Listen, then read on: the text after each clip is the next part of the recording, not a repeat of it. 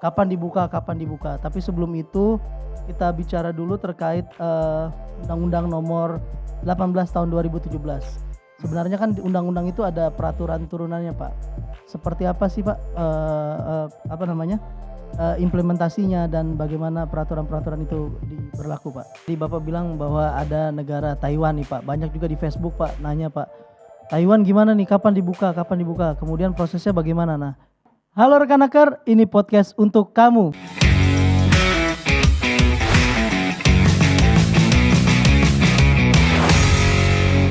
Penanganan COVID-19 di berbagai negara termasuk di Indonesia sudah membuahkan hasil. Salah satunya ini membawa angin segar bagi dunia ketenagakerjaan. Salah satunya terkait dengan penempatan pekerja migran Indonesia yang sudah akan dibuka. Di samping saya sudah ada Bapak Rendra Setiawan, Direktur Bina Penempatan dan Perlindungan Pekerja Migran Indonesia. Selamat datang Pak Rendra. Selamat datang di podcast Ketenagakerjaan, Pak. Bapak kayaknya tambah segar apa tambah pusing, Pak? Tambah dua-duanya ya.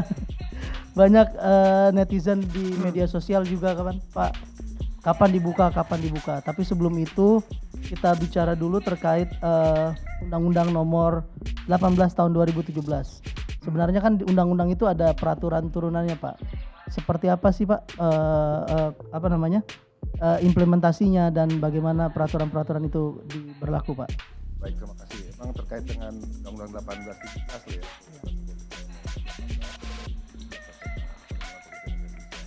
Itu merupakan undang-undang baru sebetulnya. Jadi banyak yang memahami bahwa undang-undang ini kan revisi atau amandemen dari undang-undang sebelumnya, Undang-Undang 39 2004. Padahal ini benar-benar baru, jadi mencabut undang-undang yang lama karena perubahannya ini lebih dari 50% substansi yang ada. Jadi memang sampai sekarang tinggal tiga aturan turunan dari Undang-Undang 18 Yang pertama terkait dengan PP Pelindungan Awak Kapal Niaga dan Perikanan. Ini sudah disektek, mudah-mudahan nggak lama lagi ya di dalam rangka pelindungan pekerja migran khususnya awak kapal memang menjadi hal yang sangat krusial bagi Indonesia. Ketika di ranah nasional masih terjadi multidimensi terkait dengan aturan yang mendasari aturan tersebut. Yang kedua adalah terkait dengan Perpres Atase, juga sudah disetnek, mudah-mudahan sudah hampir clear ya, karena kita juga sudah formal meeting dengan Kemlu terkait dengan posisi Naker dan Kemlu. Saya rasa ini nggak lama lagi ya. Yang terakhir ada peraturan kepala badan terkait dengan syarat untuk bekerja. Nah ini juga sudah difinalisasi, mudah-mudahan nggak lama lagi lah ya, kita berharap setelah pandemi ini selesai semua turunan sudah bisa jalan dengan sudah bisa selesai lah, walaupun secara implementasi ini kan masih harus perlu persiapan lah, karena kemarin di 2020 awal kan kita tahu ya pandemi ini begitu meluluh lantakan semua, dari sisi semuanya lah kita berantakan, jadi kita harus membangun ulang dan mudah-mudahan ini bisa menjadi titik balik lah bagi pemerintah Indonesia dalam rangka pelindungan pekerja migran Indonesia. Pak, terkait Bapak bilang tadi bahwa pandemi COVID-19 itu kan terjadi, Pak. Kemudian menyerang tidak hanya tapi seluruh belahan negara dunia, termasuk negara-negara penempatan. Nah, saya mau tanya update-nya nih, Pak. Banyak banget di media sosial tuh nanya-nanya tentang itu. Update-nya gimana, pembukaan gimana? Kan Bu Menteri sempat mengeluarkan permen penutupan ya, Pak, penghentian sementara. Kemudian beliau juga mengeluarkan terkait penempatan di masa adaptasi kebiasaan baru. Nah, sekarang update-nya seperti apa, Pak? Baik, terkait dengan pandemi kita tahu ya, di akhir 2019 kan sudah mulai ya. Nah, di awal 2020 ini sudah banyak negara penempatan yang mulai mengkotak-kotakan wilayahnya. Ada yang masuk zona merah, zona hijau. Ya, nah, betul. dari situ kita sudah mulai melakukan pengetatan. Jadi kita himbau kepada perwakilan untuk melakukan pengetatan job order dan juga P3MI dalam rekrutannya juga harus diketatkan. Jadi kita membatasi berbagai hal terkait dengan proses penempatan. Dan di bulan Maret Bu Menteri mengeluarkan Permenaker 151 terkait dengan penghentian sementara. Ya. Nah ini dilakukan atas saran atau masukan dari berbagai perwakilan, karena waktu itu kita maraton melalui Zoom meeting dan disimpulkan bahwa harus ada penutupan. Jadi bentuk partisipasi Indonesia di dalam rangka menghambat lajunya COVID dan juga untuk pelindungan pekerja migran. Ya. Kan tidak hanya pekerja migran ya, tetapi juga anggota keluarganya ya. Ya. Nah, inilah yang menjadi dasar pemikiran kita dan akhirnya kita tutup dengan 151. Dan di bulan Agustus itu sudah terbit lagi tuh 294 Ya. Kepmenaker, akhirnya kita buka. Nah, Kepmenaker ini mengamanatkan Kepdirjen. Jadi Kepdirjen terkait dengan pembukaan kembali negara penempatan pada masa adaptasi kebiasaan baru. Nah, inilah akhirnya diamanatkan Kepdirjen, sampai sekarang sudah sekitar 58 negara penempatan yang sudah dibuka, termasuk Korea dan juga Taiwan. Nah, Taiwan kemarin kita juga sudah buka sehingga sudah bisa dilakukan lah. Karena kan kemarin yang terhambat itu kalau nggak salah Taiwan itu sekitar 6.000 sampai 12.000 tuh yang terhambat pemberangkatannya. 6.000 atau 12 sampai 12.000. Itu dari berbagai proses ya. Kalau Ya. yang udah siap itu sekitar 6.000 lah yang sudah siap. Sudah siap untuk diberangkatkan, Pak? Ya, diberangkatkan karena ada penutupan dari sana, penerbangan juga di stop, yang akhirnya kita stop juga kan gitu. Nah, sekarang alhamdulillah sudah mulai dibuka, tetapi nanti mungkin agak terhambat lagi nih karena Taiwan akan menutup kembali untuk sementara ketika ada tahun baru Imlek. Oh iya. Nah, karena banyak warga Taiwan yang sudah mengajukan untuk masuk ke Taiwan lagi, ini karantinanya terbatas, penerbangan terbatas, sehingga ini tahap 1 sudah selesai di bulan ini dan mungkin akan dibuka lagi setelah Imlek nanti. Jadi kalau itu tergantung apa sih, Pak? Apa yang mendasari mereka CPM ini nggak bisa berangkat, itu apa yang dasarnya, Pak? Karena ditutup waktu itu, penerbangan nggak ada. Iya. Ya kan? Akhirnya kita ngambil keputusan juga di dalam negeri, ya kan, untuk menutup juga. Karena kalau kita tidak tutup, ini kan bisa menjadi bola liar juga. Ya. Ketika negara sana tutup kan sudah tidak berangkat. Nah, yang kami khawatir kalau proses banyak terjadi hal-hal yang tidak kita inginkan. Padahal di dalam negeri juga kita tahu kan ada lockdown juga waktu itu. Sehingga memang harus dilakukan pembatasan total lah bagi penempatan ini, yang akhirnya ya kita buka sekarang. Alhamdulillah sudah 58 negara lah sampai sekarang yang kita buka. Nah, itu terkait tadi Bapak bilang bahwa ada negara Taiwan nih, Pak. Banyak juga di Facebook, Pak, nanya, Pak, Taiwan gimana nih, kapan dibuka? Kemudian prosesnya bagaimana? Nah, mungkin ada update sedikit, Pak, mau buat teman-teman rekan Naker yang menunggu nih jawaban Taiwan gimana. Baik, Taiwan sudah buka ya. Sudah buka, Pak? Udah 2-3 minggu ini sudah buka. Iya. Tapi dibatasi untuk 1.700 dulu. 1.700 pekerja migran Indonesia. Itu di sektor apa, Pak, kalau di ditanya? semua sektor itu. Di semua sektor. Jadi baik yang pengguna perseorangan maupun pada pengguna berbadan hukum. Jadi di pabrik segala macam itu dengan yang kerja di rumah. Jadi sekarang sudah lumayan lah, ya kan. Tetapi karena memang waktunya juga singkat, memang dikasih sampai kalau nggak salah 23 kemarin lah penerbangan itu. 24, jadi ditutup kembali untuk sementara aja selama Imlek aja. Jadi memang Imlek ini pemerintah sana kan keterbatasan karantina juga ya. Karena banyak warga Taiwan yang sudah akan pulang ketika Imlek. Jadi mungkin nggak mau susah ya, nggak mau ribut juga karena kan karantina ini antri, Pak. 2 minggu coba bayangkan. Karantinanya 2 minggu, Pak. Iya. Kalau di sana? Di sana 2 minggu kan. Nah, ini kan yang menjadi beban. Nah, untuk yang kami minta juga kepada P3GMI ketika mereka memproses penempatan pekerja migran ini harus sesuai dengan protokol kesehatan. Ya. Karena Indonesia ini menjadi satu-satunya negara, Mas, yang dibuka sekarang. Filipina, Vietnam semua masih tutup. Di Taiwan? Di Taiwan. Jadi kita mendapat apresiasi ketika kita mengeluarkan SOP waktu itu. SOP terkait dengan pelaksanaan prosedur kesehatan di LPK, Lembaga Pelatihan Kerja, dan juga P3GMI. Bagaimana mereka melakukan tata kelola sesuai dengan protokol kesehatan yang berlaku. Jadi ketat, dari mulai PMI datang sampai PMI berangkat itu semua ketat. Kan tes PCR sebelum masuk. Juga mau berangkat karantina juga 7 hari. Di hari kelima tes PCR baru bisa berangkat setelah dinyatakan negatif. Jadi kita menjaga betul gitu loh. Ya kan, jangan sampai PMI kita ada yang terpapar sampai sana. Ini kan juga akan memperburuk akan menjadi buruk lagi gitu terhadap proses penempatan. Jadi yang kita minta ya jangan sampai hal ini terulang lagi lah. Karena waktu itu pertama kali kita buka di bulan Agustus dulu itu ada yang terpapar, Mas. Terpapar PMI-nya. Jadi sehingga ditutup kembali waktu itu kan. Nah, ini kita tidak mau itu terjadi. Jadi pas Agustus itu diberangkatkan, kemudian terpapar 15 orang kalau nggak salah waktu itu. Dan sudah sampai di sana, Bapak? Sudah sampai sana. Terus kemudian apakah dipulangkan kembali atau kan langsung di karantina di sana di sana. Nah, dari situ Taiwan tutup lagi tuh sementara karena Indonesia waktu itu tinggi juga. Indonesia mendapat penghargaan lah di dalam rangka tata kelola penjagaan Covid-nya bagus ya kan. Nah, ini akhirnya dibuka tapi hanya untuk Indonesia nih, alhamdulillah.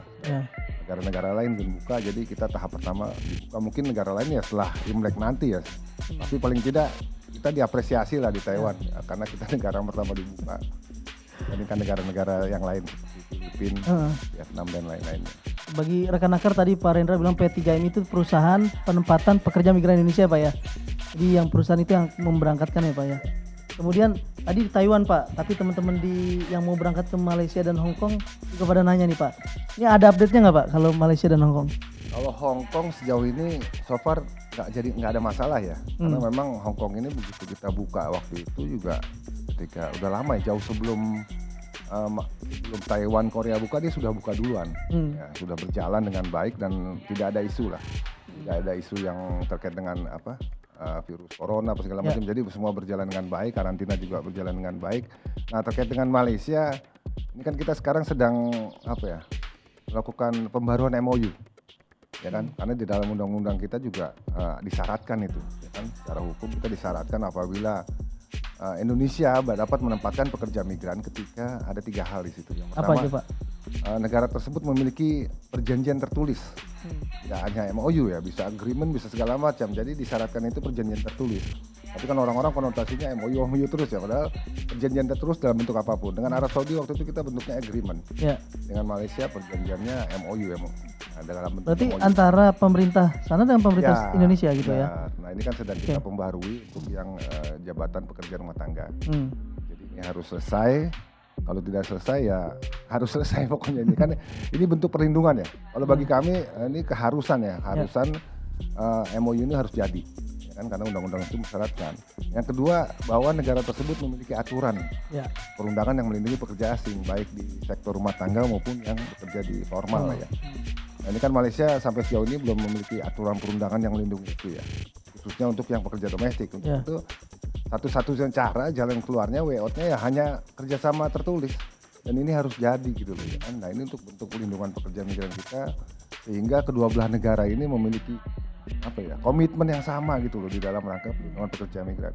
Kita tahu lah Malaysia kan membutuhkan banyak pekerja dari Indonesia, Indonesia pun begitu. Tetapi untuk menjembatani itu kan harus ada kerangka hukum yang melandasi penempatan ini, sehingga bisa pelindungannya bisa pemerintah bisa menjamin lah adanya pelindungan pekerja migran bagi mereka yang rentan posisi.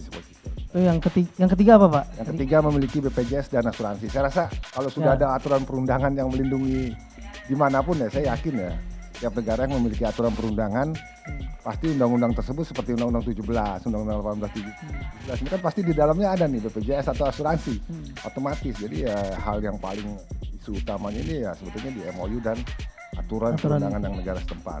Pasti ada lah masalah BPJS atau asuransi di dalam undang-undang aturan setempat ya. Siap Pak, tadi kan dulu udah Malaysia, udah Hong Kong, udah sekarang kita terbang ke Korea Selatan Pak.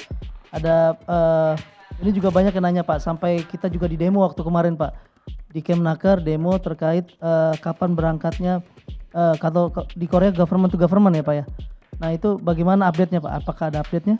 Ada.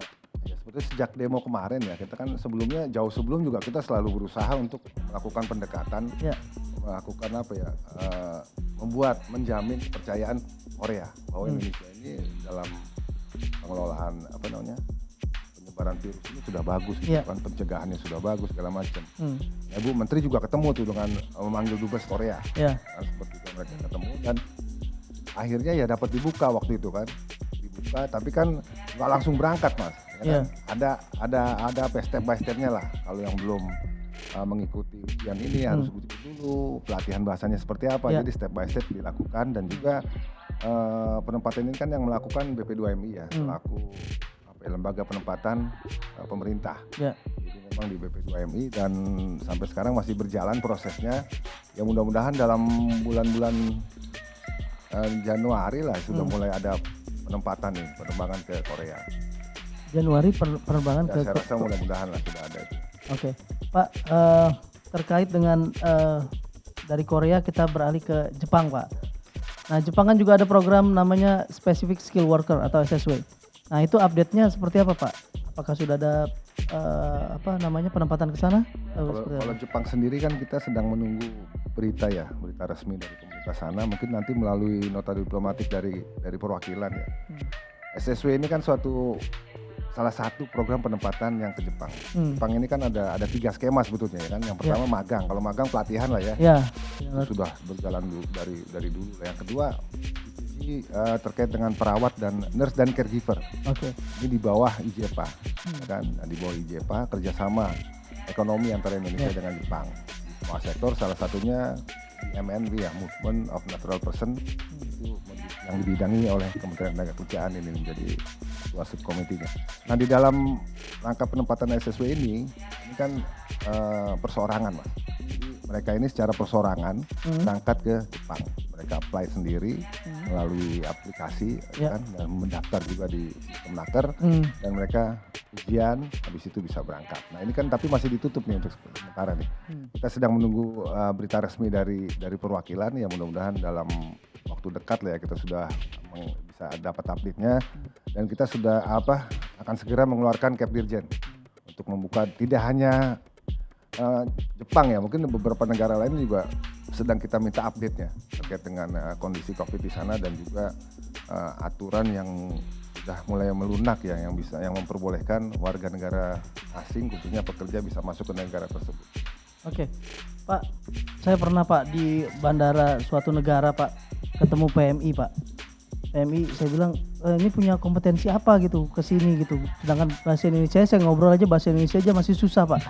Nah mungkin untuk tidak terjadi hal seperti itu Pak, apa sih yang harus mereka persiapkan itu dari negara Indonesia gitu sebelum ke sana tuh, biar teman-teman PMI kita nggak cuman dirayu sama calo aja Pak, kayak itu orang dirayu sama calo Pak. Jadi saya juga bingung dia mau kemana gitu, mau di bandara itu dia mau kemana, bingung Pak. Akhirnya ya udah kita bawa ke perwakilan kita di sana aja untuk mengurusnya. Nah sebenarnya untuk CPMI yang mau berangkat ke sana apa aja sih Pak syarat-syaratnya gitu? Atau dia harus seperti apa, harus kemana untuk dapat informasi yang utuh gitu Pak? Baik, terkait dengan prosedur penempatan ini berarti kan. Ini kan ada ada pilihan sebetulnya bagi mereka nih, bekerja di dalam negeri ataupun di luar negeri. Ya. Nah, di luar negeri di dalam Undang-Undang 1817 itu mutlak disyaratkan adanya sertifikat kompetensi. Sertifikat Suatu kompetensi. keahlian yang dibuktikan dengan adanya sertifikat kompetensi. Mau dilatih mau enggak, yang penting sertifikatnya ketika dia diuji kompetensi dia bisa mendapatkan sertifikat itu, karena undang-undang mengamanatkan, mewajibkan bukan pelatihannya tetapi sertifikat kompetensi yang harus dia miliki sesuai dengan jabatan yang akan dia duduk. Nah sebetulnya kan ini suatu rantai proses ya penempatan ya. Dari mulai mencari informasi. Nah ini kegagalan migrasi hampir 80% itu akibat tidak adanya informasi yang jelas, tidak adanya informasi yang valid. Nggak usah jauh-jauh ya Mas ya. Kalau Mas saya undang nih Mas, saya nikah nih yang ketiga, saya bilang kan. Saya cuma kasih alamat saya nikah di Surabaya. Iya. Jangan, gitu, ya kan cuma nikah Surabaya, jangan-jangan nggak sampai di Surabaya, karena emang nggak jelas kan gitu. Nah ketika dia mencari informasi yang jelas, kemana saya tadi harus mencari informasi? Kemana Pak kalau mencari informasi itu? Pertama mungkin ke desa ya. Ke desa dulu, karena banyak sekali desa selain desa migratif yang kita punya 450 lebih desa migratif, juga banyak desa-desa binaan dari teman-teman di civil society. Saya rasa itu bisa mereka untuk menjadi tahap awal. Yang kedua mereka bisa ke Disnaker ya. Disnaker mereka bisa meminta prosedur penempatan yang benar seperti apa sih, sesuai dengan keinginannya dulu lah, minat dan bakatnya dulu. Dari situ kan mereka bisa, oh ya saya mau ke Taiwan tadi, kan kalau saya mau ke Taiwan jabatan apa aja sih yang sesuai dengan saya, keinginan saya seperti apa, nanti baru dilihat ke depannya seperti apa. Kalau memang bisa ikut ujian kompetensi langsung ya monggo, tetapi rata-rata kebanyakan mereka harus ikut pelatihan dulu. Jika mereka ikut pelatihan baru mereka uji kompetensi, lulus, baru dia mendaftarkan ke dinas dirinya, ya kan. Nanti di situ diseleksi Mas oleh P3MI. Diseleksi, lulus seleksi, baik seleksi wawancara maupun kesehatannya ya. Kalau sudah lulus seleksi baru mengurusi dokumennya, dokumen dari mulai visa, ada perjanjian kerja, mengikuti OPP. Nah ini saya rasa kalau proses ini dilalui itu tidak ada lagi yang nyasar-nyasar tuh.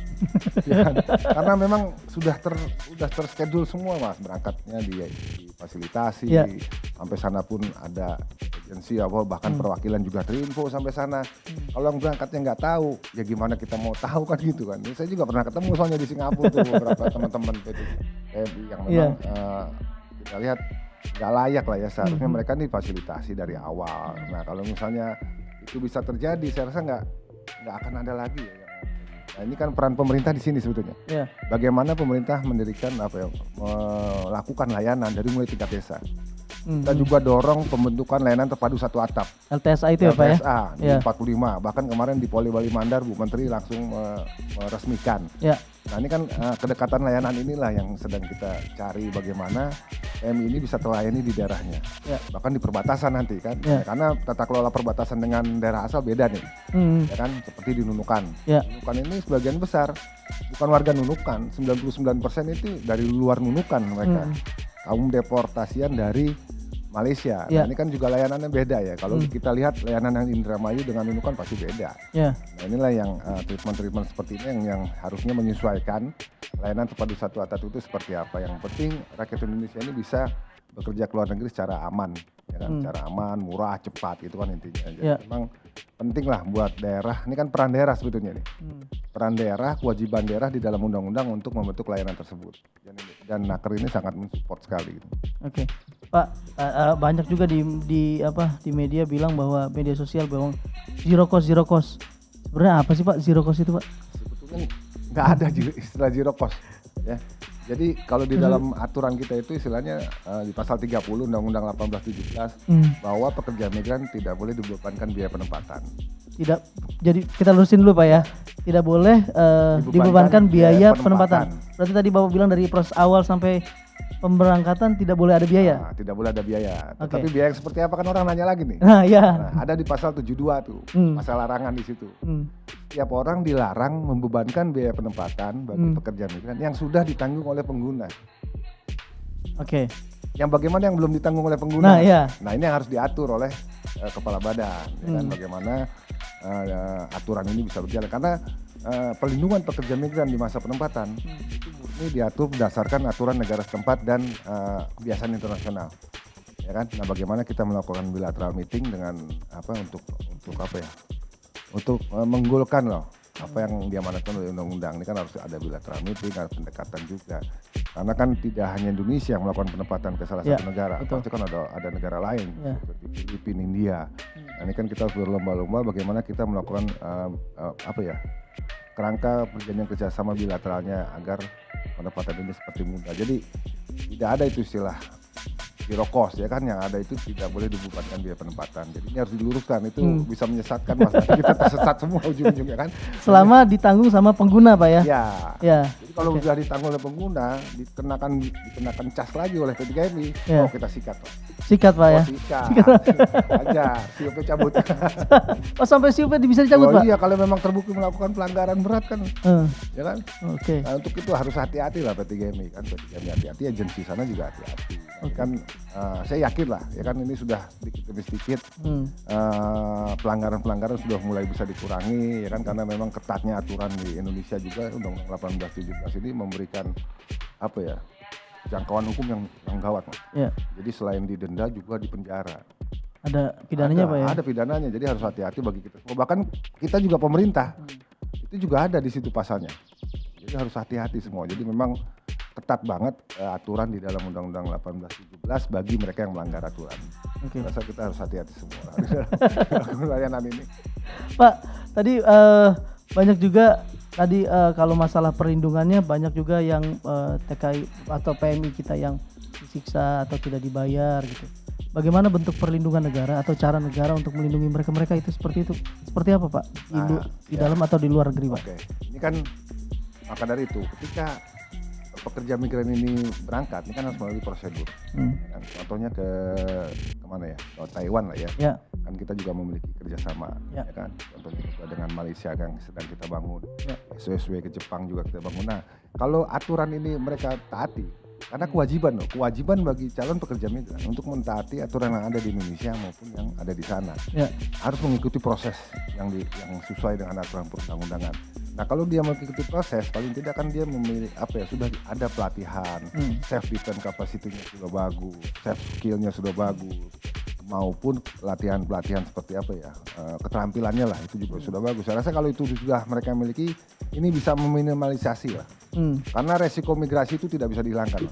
Ya, betul. Resiko itu akan tetap ada, jangankan di luar negeri ya, resiko apapun di dalam negeri juga ada. Tetapi paling kita bagaimana kita memitigasi resiko-resiko ini. Nah, ketika kita bisa memitigasi, paling tidak kita memberikan suatu suatu kepastian lah, ya kan, di dalam bentuk layanan yang memang bisa melindungi pekerja migran. Skillnya bagus, ada perjanjian kerja, ada perjanjian penempatan. Ini penting semua. Jadi kalau itu dilalui, paling tidak secara dokumentasi, secara pribadi mereka sudah bisa melindungi dirinya sendiri. Itu yang paling penting. Yang paling penting persyaratan itu harus terpenuhi, Pak ya. Pak, kita minum dulu, Pak. Tambah asik, Pak. Nggak ada yang warna ini. Lebih sehat kata. Lebih sehat. Kalau kata saya punya dokter pribadi Mas, dokter Kimung namanya. Dia bilang kalau air putih paling bagus. Paling bagus ya. Pak Bu Menteri kan Bu Menaker Ida itu punya 9 lompatan. Salah satu lompatannya adalah penempatan pekerja migran Perluasan pasar kerja luar negeri. Oke, perluasan pasar kerja luar negeri, salah satunya adalah penempatan sektor formal, Pak ya. Ya. Nah, itu bagaimana, Pak, update-nya? Nah, update-nya kita kan sudah mulai melakukan kerjasama ya dengan beberapa negara dan juga kita mendorong P3MI untuk mengurangi perluasan yang domestic sektor lah, pekerjaan rumah tangga yang memang rentan ya. Jadi kita mendorong P3MI untuk melakukan penetrasi terhadap negara-negara yang memang membuka untuk sektor-sektor pabrik, ya kan, seperti yang di beberapa negara ya. Taiwan ini juga nggak hanya domestik, ya kan, ada sektor-sektor lain seperti di Eropa, di Amerika kan mulai terbuka nih. Jepang, SSW kan, ini juga suatu hal yang bagus nih. Jadi memang kita selain kita juga kita sudah bersurat juga ke perwakilan untuk meminta masukan terhadap apakah negara tersebut membuka peluang sektor formal, ya kan, sektor pengguna berbadan hukum. Nah, ini kan ada feedbacknya lah dari Australia, kemarin dari Swedia, nah ini Serbia, ini beberapa hal ini yang memang kita dorong terus. Bagaimana nanti kita bisa mengurangi sektor-sektor yang pekerja pada pengguna persorangan. Jadi kita memang sih kalau dari ketersediaan supply-nya ini kan kalau kita lihat dari angkatan kerja kita kan masih cukup tinggi nih yang lulusan SMP ke bawah. Iya, SMP ke bawah masih tinggi, Pak. Nah, ini kan migrasi itu mengalir, Mas. Iya. Ya kan? Nah, peran pemerintah bagaimana ya? Kita mengatur migrasi, jangan sampai migrasi ini tidak tepat gitu kan. Berangkatnya yang tadi Mas bilang, keleleran, nggak ngerti bahasa, peran sponsor terlalu tinggi. Nah, inilah tugas pemerintah bagaimana kita melakukan tata kelola yang baik.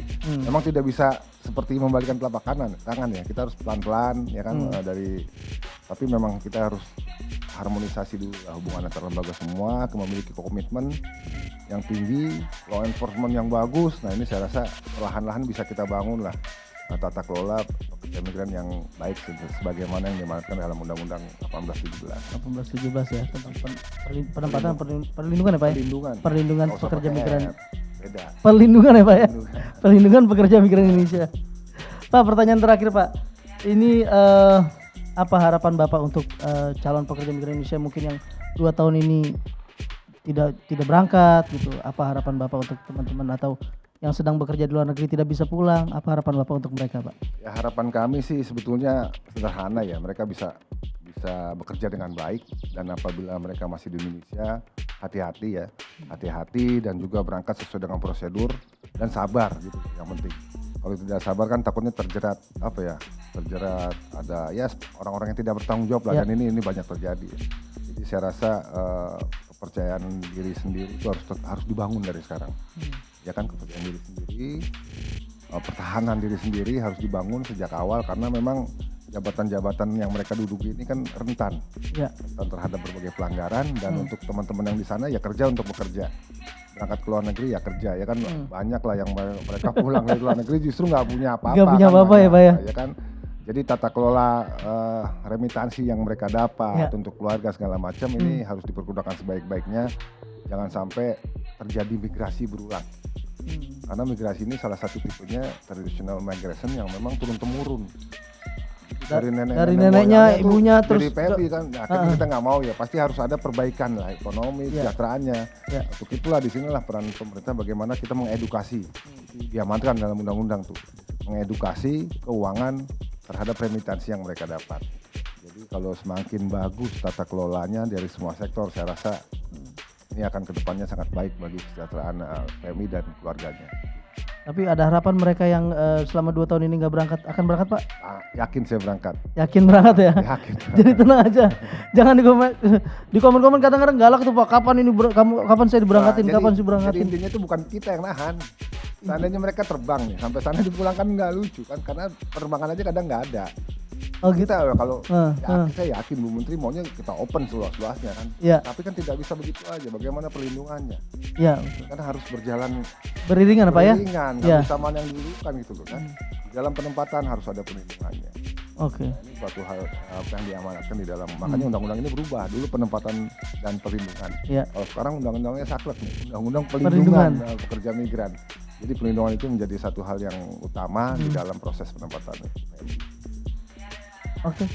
Sekian closing. Cukup Pak, apa lagi yang mau disampaikan Saya Pak? rasa udah pertanyaannya kan segitu doang. Jawab sesuai pertanyaan. Demikian rekan Akar obrolan singkat kita terkait penempatan dan perlindungan pekerja migran Indonesia. Tadi mungkin ini mengobati rasa penasaran kapan saya berangkat, kapan saya bekerja ke luar negeri. Mungkin tadi obrolan kita sudah menjawab. Semoga obrolan kita bermanfaat buat rekan Akar. Sampai jumpa di Kemnaker menjawab semua bisa tanya berikutnya. Sampai jumpa dan salam kompeten.